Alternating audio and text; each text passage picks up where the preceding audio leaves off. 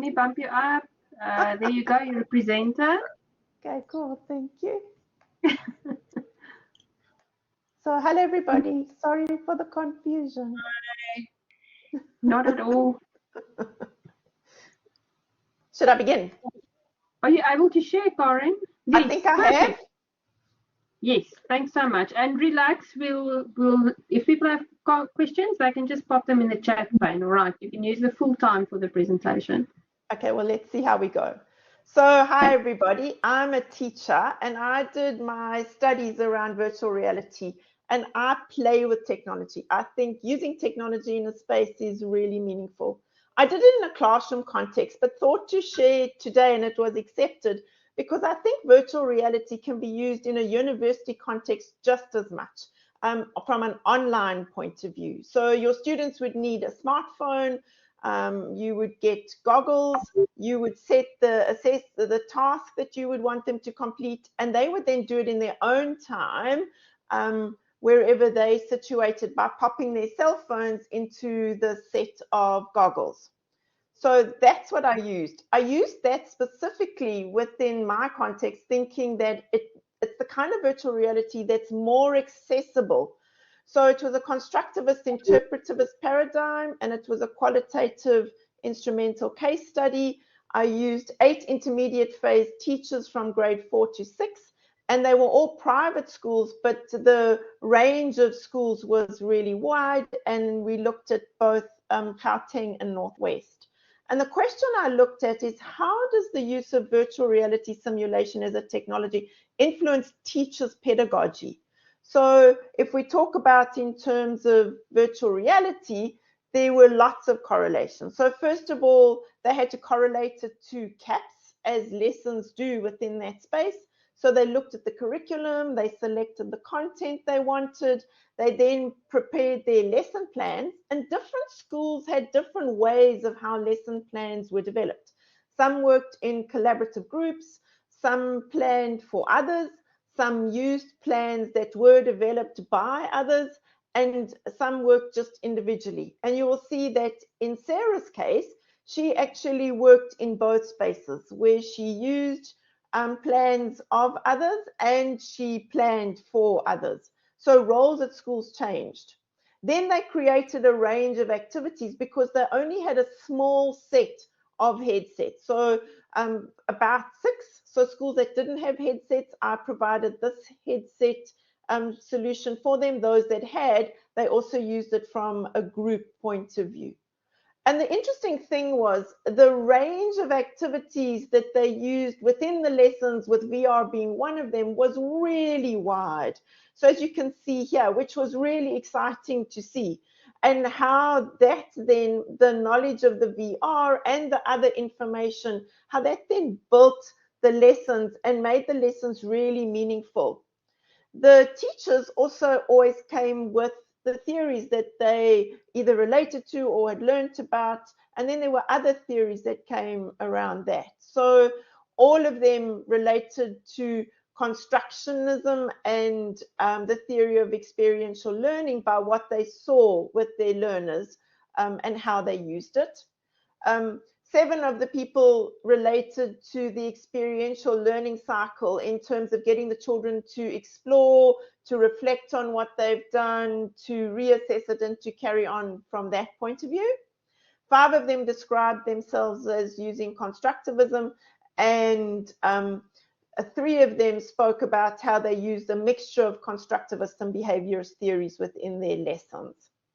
And the variety of lessons was also amazing to see. So we had life skills lessons by different teachers. We had social science lessons, both history and geography lessons. We had social science lessons across a range of different aspects. And then there were language lessons that were introduced. And so within that space, it really showed how it linked to the transdisciplinary aspects of learning and linking across different things. Virtual reality is very multimodal. So the children were very engaged because they would hear the different, whether it was the audio or a commentary or whether it was the music, it influenced them from that point of view. The learners also physically were involved, not only just from moving their heads up and down and viewing, because that's the way the VR worked, but also the way that they used it. So some of them laid down, some of them sat on chairs, some of them sat on the ground. It was some of the lessons were during COVID, so we were outside. And so there were a range of different spaces. And then the visual impact obviously is one. So it encompasses multimodal learning in a really effective manner. So what did teachers see? They really described how it brought reality into their classrooms. For example, Bhavna speaks about how when they went on and looked at the planets, how the students felt as if it was an out-of-body experience going into outer space. Or Mary's lesson where the children went up in a weather balloon into the atmosphere and how they felt as if they were moving and traveling and exploring. And how Tammy's children felt that they were in the forest. She spoke specifically of two children. One child who said he'd used VR before, but he felt as if he was on the beach or going into the forest. Or a learner that spoke or was very withdrawn in her lessons, how after he had been in the experience, came and chatted to her and was telling her all the different things that he'd seen and explored. And so it was really interesting in terms of the reactions. Tandiwe's lesson around bullying was also really great in terms of how she used a video which was talking about cyberbullying, and the young person you see in the video actually made the video to get children to be aware of cyberbullying. And the way he depicts it is through these different physical hurts. And she had these amazing discussions afterwards with her children to talk about the images were physical, but that also means it impacts you in different ways, and it can hurt you even if it's not physical. And so she really had interesting discussions. And then from a real world context, two of the people spoke about how the importance of integrating the UN Sustainable Goals and how the VR could really be used because it can put them into real scenarios, and then you can link those back to the goals. And for me personally, that's really exciting. I think we should all be addressing the goals much more than we do. And then looking at the questioning, lots of them spoke about how their children began to think and ask questions more. And so, for example, Deetra talks about how the questions and the comments got the children really thinking, and that they were asking questions that they hadn't asked before when she taught this topic in previous years. And how Sarah spoke about how when she put them into these autonomous vehicle scenario, how the children really began to think and explore. And she was saying, that's what you want as a teacher. You want your children to be able to be thinking and to say, how can I make it better? And how can it improve? So for me, I think that really showed the impact that it had on the lessons. And then from a language point of view, the two teachers who used it in their language lessons really spoke about how the VR helped to build context in their written tasks. And if we think of what Pearls has been saying about reading with comprehension, perhaps it's a kind of technology we could use to even augment that more within the space. And that the learners then really constructed their knowledge, the way they got involved, the way they participated, they collaborated, it seemed to spark creativity, they were more engaged, they were focused, they enjoyed what they were doing, they came up with interesting solutions. So it was really interesting to see from that point of view. And then the teachers reflected, and they had really interesting thoughts around how they got involved with their learners and how the learners reacted. And they saw that they were more involved, they were very immersed, they were excited, they were focused, they were actively participating, that they enjoyed the lessons, and they seemed to understand the content better, and that they really enjoyed the virtual reality. So from a reflective kind or reflexive thoughts were things like, all of them saw that there was value, they experienced relevance in their subjects, and that from Khomotso's point of view, that the pedagogy changed from not using much technology to exploring more, and even asking the principal that they could purchase these kinds of devices. And then Mary spoke about how the learners relaxed and had fun, and therefore were able, she thought, to remember better.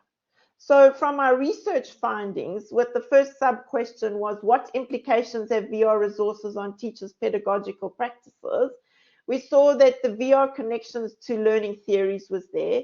There was value in the lessons, both from a planning, from a strategic thinking and methodologies, their professional development and how they thought that was important, and then the use of technology. The challenges they were expressed were there, but they were much smaller than what I thought they would be when I originally started the study. And the second question was, how does the integration of VR simulations influence the teachers in their classrooms?